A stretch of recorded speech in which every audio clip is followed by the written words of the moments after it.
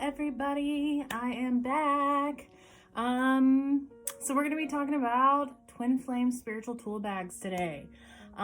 Frankly, I'm seeing all kinds of misinformation out there on the internet that is not true, and that people are, I don't think, have sought enough information to understand the twin flame dynamic.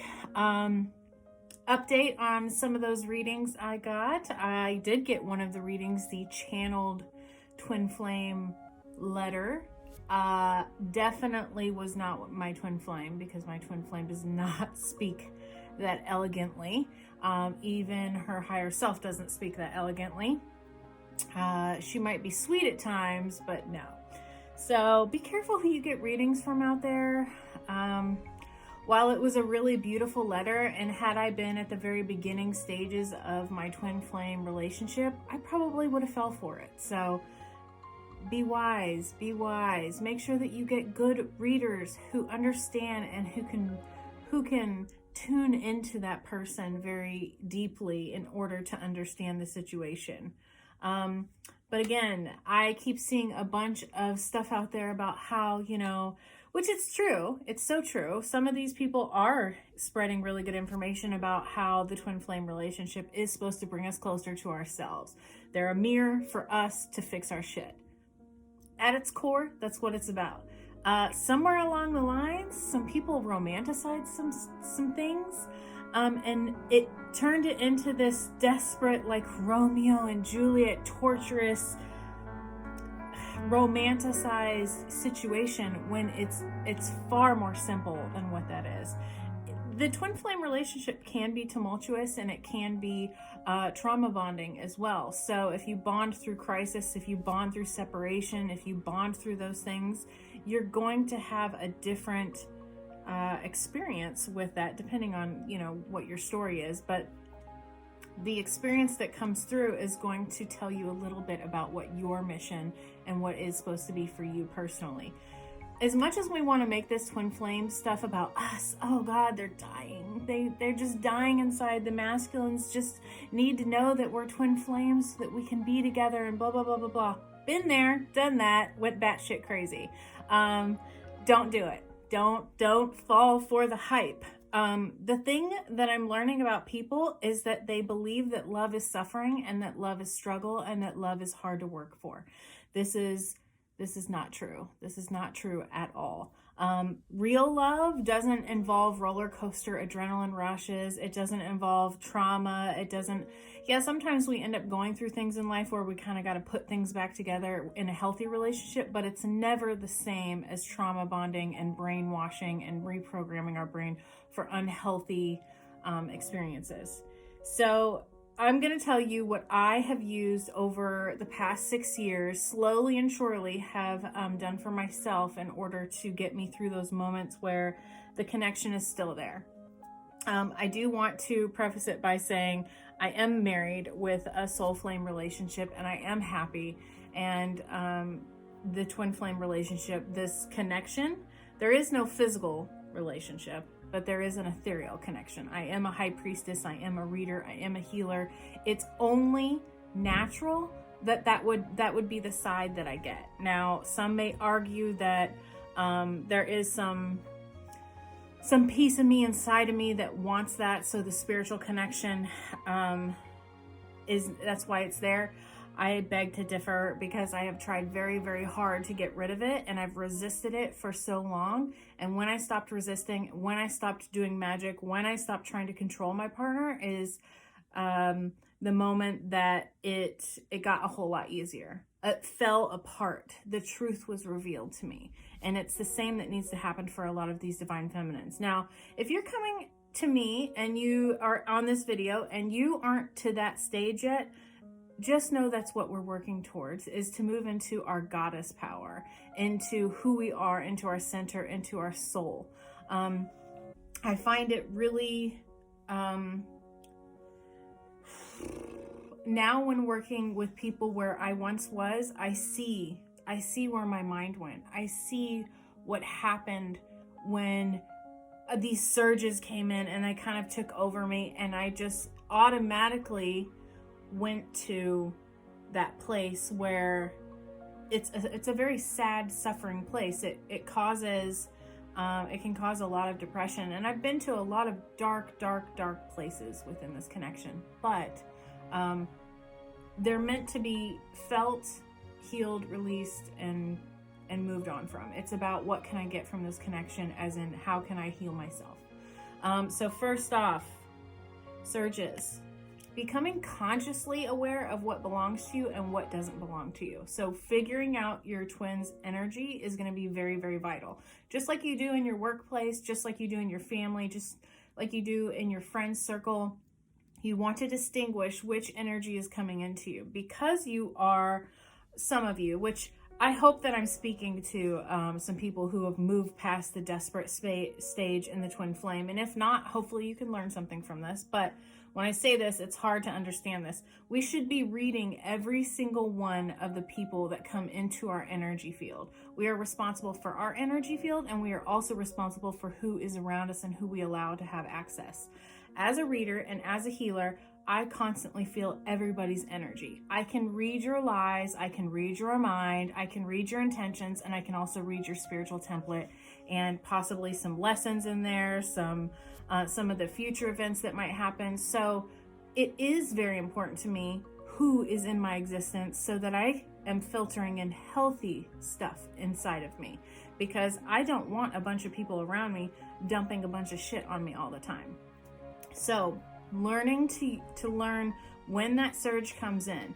Now the thing is that when we start doing this twin flame stuff in the beginning, I think it naturally causes some type of crisis within us, that every time we feel it, we are triggered to believe that everything attached to that crisis, desperate, sad, separated, and unrequited love feeling, it triggers anything. So then we have to remove ourselves from crisis and remove ourselves far enough so where we can see, is this my twin flame? Is that not my twin flame? Is this one of my friends? Is this, for example, in the very beginning years, I remember, and this was when I was in contact, this was probably maybe like 2 or 3 years after I met my twin flame. I was with a friend helping painting, and this is when I lived in Seattle, and we were helping paint her room, and we're just having a good time. And me and my twin flame weren't in like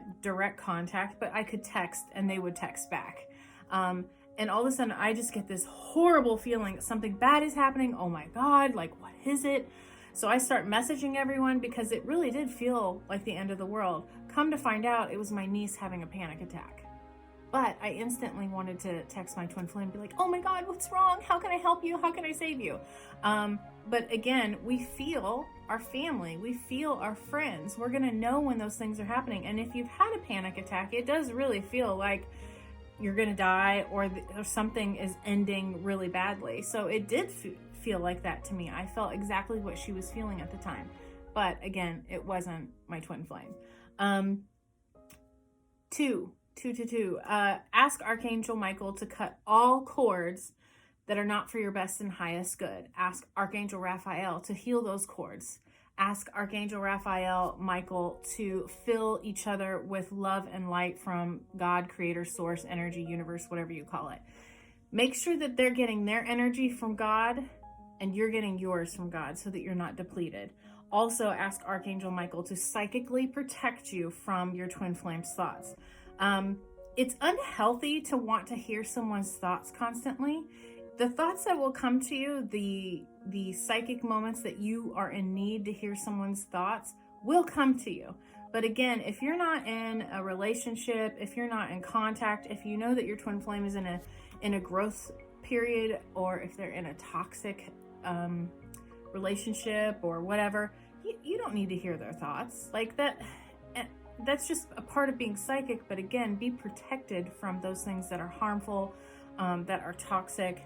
And what I wrote down was, to protect you physically, psychically, and emotionally from anything that isn't for your best and highest good. That eliminates everything even outside of your twin flame relationship. But again, you want to make sure that you are staying away from that. and I wrote down also, you're trained to think that it's always your twin flame, just like my niece. It isn't always about our twin flame, and our masculine energy or our feminines, depending on who's watching this video, aren't dying without this. I mean, it's very evident that whenever they have a chance, they're usually in a relationship or they're numbing themselves. You know, they're always distracting themselves. If they wanted us, they would be with us. There isn't some like demonic, you know, wall here or some spirit that's keeping them from being with us. There isn't. If they wanted to be with us, they would be with us. If they wanted to be better, they would be better. The tools are out there. It's 2020. So we've got to quit acting like we are trying to save them from some horrible ending. Everybody's twin flame relationship mission is a little bit different. I'm seeing more and more people come out saying they're being with their, are starting to be with their twin flames. That's not for me to comment on. Sometimes can I see that people are making, for instance, I was on TikTok on a live the other day with a girl who usually has some pretty good messages for spirituality, any of the downloads and things like that. And she was saying that we have more than one twin flame. That's not true. We have hundreds of thousands of soulmates that we meet in each life, that we incarnate with, but we have one. We get one. And she was saying that we resonate. It depends on who we resonate with energetically in each life. That's just not true. Each soulmate is going to bring out a different side of us in different ways because we have to heal the layers of our soul. It has very little to do with this, again, this romanticized thing that we're going to ascend together and we're going to save the world and we're going to, you know, like I've heard some twin flames say that, and I've had actual client who was very stuck on their twin flame, very, very stuck. And this is someone I don't even work with anymore, so that's why I feel comfortable talking about it.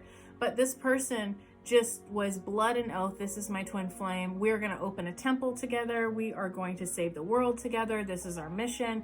Come to find out, he was seriously mentally ill and has had lots and lots and lots of trauma happen to him, and he was using her. I mean, at their highest, yeah, they could have opened a twin flame, but that if you choose to stay at your lowest, you can't walk your highest path with your divine feminine or your divine masculine. It just isn't going to happen. And there is a bigger reason for it. And another thing I want to let you know is that if you pray enough, if you are connected to God, source, creator, whoever it is that you call it, enough, they will remove those people from your lives for a reason. So if you aren't with your twin flame, they're saving you from something disastrous, something that keeps you from fulfilling your mission. And this idea that once we meet our twin flame, it's no longer an I, it's we have a mission. We have to do this. You could be working in the ethers together on something really beautiful that has nothing to do with human construct. And just because you don't realize it doesn't mean it's not happening. You can do far more in, you know, the ethers than you can here down on earth that's humanly possible. Number 3, anytime I get these surges, I pray. I make sure to figure out and decipher whose energy it is that I'm feeling. I connect the thoughts to those people, and I go get my oracle deck and my tarot deck, and I start asking questions. I have a surrender deck, which helps me realize what emotions I need to surrender to. I have a situations and twin flame deck, which is okay, but I haven't found that it's a little vague, it's not spot on like I need it to be. So I have to do a lot of investigating with my psychic abilities. And I go through all the questions and is saying, what is this lesson teaching me? What is this surge of energy teaching me? Because at its very basis, out of any of my readings that I've done for my twin flame, me personally, or with anyone who is very psychically gifted, like good readers who aren't beginner level, will tell me that at the very basis of all twin flame energy, it's pure creative energy. It's source energy. It's God energy. And so with that being in mind, this surge of energy that's coming to me is God energy. And my mind is trained to put that feeling in certain departments of my brain. So whether it's sexual feelings, whether it's sad feelings, whether it's panic and anxiety feelings, whatever it is, that energy instantly triggers, and I have to stop and go, wait a second, consciously, what is this about? I need to step back from it. It has very little to do with me. Again, remember these surges have very little to do with they want me, they need me, blah, blah, blah, blah, blah, those things that we romanticize. How is my twin flame feeling, or what are they dealing with right now? That's another question I ask. What are they dealing in their external environment that's making them feel this way? These are very, very good things to ask, because again, it puts you in a position to investigate what it is instead of fantasizing, instead of dreaming about it, because I promise you that will hurt far worse than dealing with it if you deal with it in just romance, fantasy, things that aren't actually happening in your physical reality, like texts being sent back and forth, or you guys are actually in a relationship, then it's not real. And I know that hurts to hear that, but we have to be pulled out of that in order to grow. And once you let go, things really start to feel a whole lot easier. So the fourth question I start to ask is about me. So we've asked first, what is this teaching me? Second, what is my twin flame feeling or dealing with right now? I stop myself. I disengage my emotions from the cards. I don't let my emotions dictate the cards. And then here's the part that is about you. How are you growing from this? What is this teaching you? Do I need to cleanse or whatever? Do I need to meditate? Do I need to pray? Here's the thing. If your twin flame, if you do all this investigating and you see that they're surrounded by negativity, again, ask for protection. You don't deserve to have that flooded in just because of this connection. It's not fair. I've seen some people on some of their channels talk about how to embrace it, to embrace these surges. I think that's still trauma bonding. I still think that's still being addicted to the high. And the one thing that I've learned is that relationships evolve into something that is not portrayed in movies. It's not portrayed on TV. It's not portrayed, through these romantic wedding photos and these pictures. Your relationship will not stay in that honeymoon phase. And very rarely does it stay in that honeymoon phase because it can't sustain it. If you want to become who you're meant to be, you're going to have to be an individual. You're going to have to create a life outside of your marriage, and that requires you doing things separately. Like if it's going to therapy, you don't need to bring, your partner with you all the time in order to fix this stuff. Meditation, you can meditate alone. You can pray alone. You can do this investigation alone. There's all kinds of things. If you want to start a career, you can't say, well, my twin flame's coming with me to work every day. It just doesn't work that way. So to become who you're meant to be, you've got to separate yourself from this idea that we're one and that we can't do anything separate. We can't create anything that isn't worth living for, separately. And that's the way it's meant to be, is where we are chosen to marry some people on this planet, however many times that you get married in this lifetime. But we're meant to do and complete something with every single one of those people. So I've been married twice, and I'm in my current marriage, and this marriage has taught me so much about what it is to be in a realistic relationship. It has very little to do with romance and all of the things that we were doing in our honeymoon phase. It just isn't sustainable now because we want to be people who help the world, who do things in the world. We support each other, but that's mainly what it's about, is just having that support system there with you. And past that, I think the twin flame relationship kind of excites us. It brings back all of those honeymoon feelings, and it stays there, so people get addicted to it. But they also create this idolized idea of what a relationship is supposed to be. So that is what I do whenever I have a surge. After I'm done investigating, I just do, a little bit of praying, marinating in everything that I heard, trying to distinguish it. And then I watch for signs and omens from spirit to let me know that this is what's coming in, pay attention to the signs and omens too, because they're huge. If you're constantly seeing twin flame things, it might be just a warning that you're getting ready to have a surge. Automatically, what us women want to do is go, oh my God, they're probably going to message me. We can't do that. We can't go there. If your cards are saying that you are going to get a message, it's possible that you could, but it's also possible that they decide not to.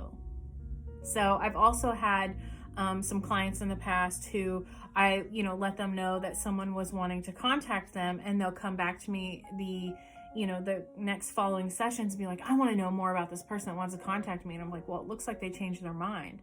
And they get highly disappointed that we forget that nothing is as solid now. Everything can change within, whenever we read tarot, we can't read very far out anymore because our lives are changing so quickly. Things can change as quick with a text message. It's the same about a twin flame relationship. We aren't doing our best just because we're going to be physically together. So work on yourself. This is going to be the biggest thing that you take from this.